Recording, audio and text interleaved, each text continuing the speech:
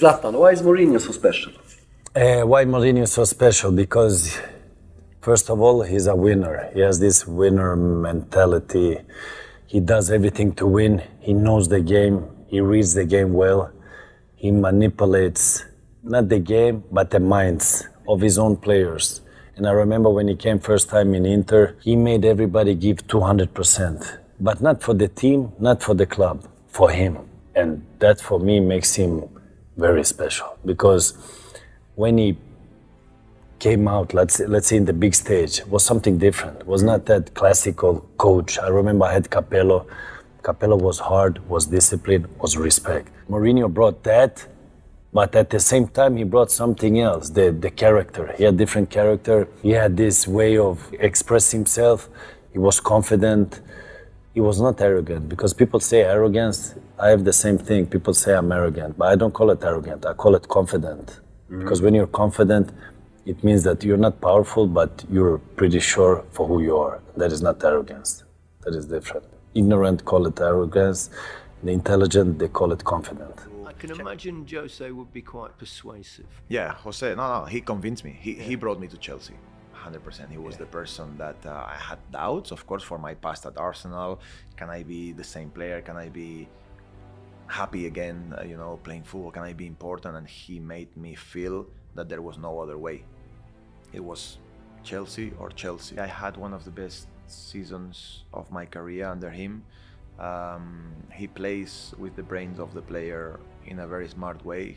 When he wants to make you feel important, he's fantastic. I never had this kind of feeling with another coach in terms of he would just text me the day before the game. He says, hey, tomorrow you play with Oscar and Matic. I want you to dictate the game. Just a little message, but as a player, it gives you, wow, this guy believes in me, and you go to sleep buzzing that, tomorrow I have to be the man, etc., etc. I remember one game after Arsenal, we won 2-0. I played well, I gave one assist, we won 2-0, etc. And his text, I was having dinner with my dad, and he texted me, he said, what a game. He says, I knew you were good, but not that good. It's just a stupid thing. Maybe he was not even meaning it, Well, but why sign me then if you didn't think I was that good? No, true. But what I'm trying to say is the type of message that he plays with your mind in a very positive way. After, there is the Jose that as well can be very tough on you if he doesn't like you, or if he thinks that you're not providing what he wants or he needs from you. He can be also very, very tough. But yeah, definitely between Pep, Arsene, Jose, Aragonés, these 4-5 players, he's one of the best for sure. When Mourinho comes in 2004, he gives you the captaincy full time. What was the conversation? How did that conversation manifest itself? It wasn't no conversation. It was pretty much that. It was pretty much that. So we had a few days back in England before we went to LA, the first pre-season with Mourinho. Training sessions, real chance to obviously impress, which we were all kind of petrified after the press conference. Petrified? Yeah, petrified, yeah. Why? We just see him. We were shitting ourselves. We were in kind of phoning each other. Like, we didn't know what to expect. We've been with Claudio before that, was very kind of calm and everything like that. We just didn't know what to expect. It was quite intimidating listening to him, how confident he was and all of that, yeah. But that's you though, you're confident, aren't you? You're not getting phased as a 21-year-old big given a captaincy. Why would someone that's going to be a clear leader make you unnerved by that? I'll give you a little, he FaceTimed me the other night, Mourinho, and the phone starts ringing and I'm there and I'm puffing the pillows and my wife said to me, what are you doing? I said, the gaffer's called a guy. I'm shitting myself. And I still, to this day, he makes me so nervous. I would have done absolutely everything for this man, everything. I just have so much respect for what he done for me individually and for us as a team. Like, I absolutely adore him. When you're listening to that first press conference, besides the idea that you're going, I've got a fucking live one here. What kind of impact did it have? Did it inspire you? Did it go, right, here we go? Different level now, different level of person. Walk me through that initial reaction to Mourinho. I'm a Mourinho fan, right? I get tired of the nonsense that I listen to from certain colleagues of mine in the media about what he is and what he isn't, right? And I still think he's an elite manager. I think everyone has their day, and the next generation comes along and nothing lasts forever. Otherwise, Stephen Hendry would still be the greatest snooker player around. Things change, right? One of your heroes, right? He's still the greatest for me. Well, yeah, maybe, but not in today's game. Ronnie O'Sullivan would have that discussion, wouldn't he? But your response to Mourinho and the call to action, because it's a call to action, isn't it? Yeah. I'm walking in a press conference, bang, lights are on. On to you boys now. Yeah, he was very much that. So, again, love the fact that he kind of created a siege mentality. It was like the press and the whole world and the whole Premier League against Chelsea Football Club. That's how it felt in that. And I think when you see him work, so I remember the first day, I arrived at training. I would always drop my kids early and be the first in. And I remember getting there really early. Well, I used to think it was early. And I got there and I'm in the canteen and he's out on the training pitch, putting the cones out, walking through the session with his notepad and his clipboard, with his coaches, and he's pointing and he's this and he's that for about an hour. And then obviously a couple of hours later, we go out and do our first session. But in that first meeting that he took with a group of players, the first image he put up on the board was a picture of the Premier League. Right. And it sounds small, but it was like, we're going to win this year. It was very simple through hard work and the players we have in this dressing room, and then go on to tell the press and the world that Didier was the best striker in the world. Frank was the best midfielder. Right. Peter Cech was the best goalkeeper. JT was the best defender. We'd never been told that before. It was, is he, isn't he? Not sure, not sure. He was very clear of going, no, my boys are the best players in the world. And he made you feel so special. What was that like? How big a difference was there between what you'd been told? Because Ranieri wasn't a slouch. You were doing okay under Ranieri. Yeah. But what was the difference between him and Ranieri? Difference was a lot of things. Now, I'm obviously very grateful to Claudio for giving me my opportunity and as captain and all of that. But Mourinho, from a tactical point of view, how we approached games and how we dissected the opposition was to a level I still don't see today. From the sessions he put on and how we addressed us as a group of players and pushed us on a daily basis was something like I've honestly never seen. Even with the group so Saturday the team plays, Sunday you're in training, and the ones who play kind of recover. He was out there pushing that next 11, asking them question, why you're not in my starting 11? Why are you not in my starting 11? And anyone who underperformed that day, he'd be absolutely grilling them.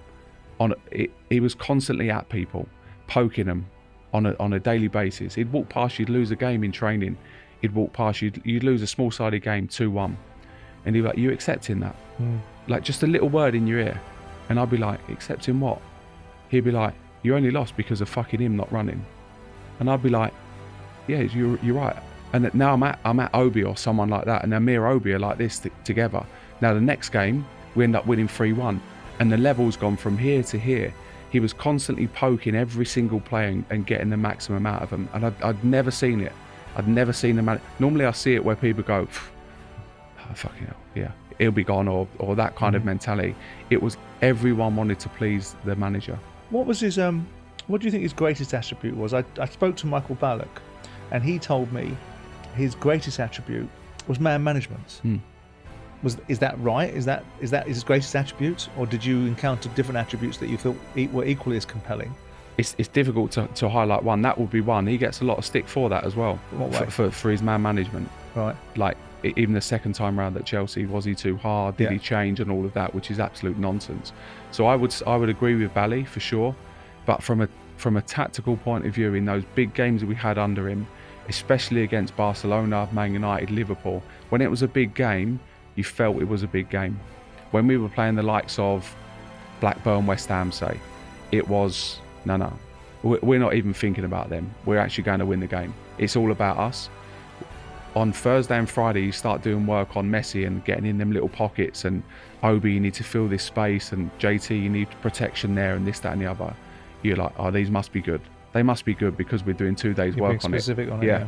But he would go to levels. I mean, we played Bolton one year on a Saturday. Friday, we go into the meeting. He's got the session from the day before at Bolton. So you got Big Sam on the mic. How he's got it, I don't know. What we're going to do is we're going to hit Ashley Cole, and we're going to do this, and we're going to do that. And this is Big Sam and their tactics before they play Chelsea. He's got it. He was into absolutely everyone. The referees knew their name, knew their kids' names. Right. Everyone. He's an absolute genius. Yeah. I want to speak on Mourinho's impact in the Premier League, and obviously you was under him as well. How important was he in that dressing room, and the belief that he had in you guys, but also the way you guys portrayed it on the pitch? Because he was very tough to play against. Yeah. I kind of hated you watching you play. No, we were very tough, obviously, because back then we knew that the only team that is way ahead of us and we have to beat, that set the standard so high, obviously, were you guys. We have to beat United. We have to. It doesn't matter who else we played. Obviously, City was just coming, they were just coming up, man. It was United, and every time we faced you guys, we have to win against United. We have to win against United. And Mourinho came with that winning mentality of knowing that when it comes to a weekend that we play against United, training atmosphere is different. Everybody needs to concentrate. There's no playing around. There's no messing around in the training ground. And we have to beat United for people to really know that we're there. Respect you. Exactly. And you guys set the bar so high. And for us, we have to win against you guys. And the winning mentality was something that Jose brought into the dressing room, and we all now embraced it. And we're like, okay, we have to embrace this and win games. Winning games is something that we mastered, and we just went on from there. How did you go about that? Did the training change? Did the quality and levels every day, the consistency in training? What kind of things was he doing? Was he pulling you as an individual? Fights sometimes. Did he have conversations with you and go, listen, you need to do this? Or Mourinho have different tactics. If he talks to you, you don't listen, he will find a different way. He always have a different way to get the best out of you. Takes you out of the team, or he sends you to the reserve team to train with the reserve team for a couple of weeks and brings you back, or he screams at you. He did that with like I said, with Mohamed Salah. We're playing once, and we came into the dressing room, we're losing. It's like, and you need to fucking run. You need to fucking run. I don't care. You just got married, obviously. To Salah? Yeah. Oh. He was Muslim. Talk about his wife. Talk about his wife. He said you just got married. He went deep, man. He went deep. He killed him. Absolutely killed him. He was in tears, and we thought, okay, you know what? Okay, he's in tears. He's gonna let him back into the game, but no. After doing all that, he's like, you know what? You're not coming back. He took him off after killing him. He took him off. After killing him, he took him off, and this young boy was in tears, absolutely in tears, and he just got married then. Obviously Muslim, you need to get married before Yeah. So but he went deep, and we thought, okay. But when you look at him now, he's become more mature, Mourinho. I don't think he deals with situations like that. He's a bit more mature now, so yeah. But back in the day, oof. To be honest, I think the way Jose was at the beginning, with the mentality to the training, the approach to the games, it was all about winning. You rather lose than draw. So even in his tactics, when we play a home game, he said at the beginning, I rather lose than draw. I hate draws. It takes you nowhere. So what did that do for you? So you go if we are drawing at home, I'm gonna just put 3 at the back, put extra striker, and we play to win. I don't care if I lose. And then in the end, I think he didn't lose for 6-7 years, whatever it was. But does a goalkeeper like that approach? Surely you're thinking, don't do that to me. To be honest, I prefer to go to, if you go to the pitch, you should not go thinking, okay, let's start and see what happens. No, because you're not in control of that. If you go there and you go, okay, we do everything to win, we take charge of it, we do it. And I think we learn how to take charge of the games. And we understood as well, I think in a way he said, okay, we do that. But if you have games where you're second best, where you're not gonna win because the opponent is too good, or in that particular game you are not good, then make sure that you get something out of it, you do most of it. So then we knew how to win games where we were not particularly good, but we knew we're aware of it, so we were like, okay, let's just keep going the way that we get most of it, and most of the time you actually found the winner somewhere, because the approach, the mentality was there. And I think him and his coaching staff, they brought that mentality in, and that confidence about that sort of little arrogance about that, but the confidence of, I have a team which can do it. I pushed them into doing it, and he did it really well, and that's why I think we had very successful 2 seasons, back-to-back titles, and and that's why he was successful generally everywhere he went.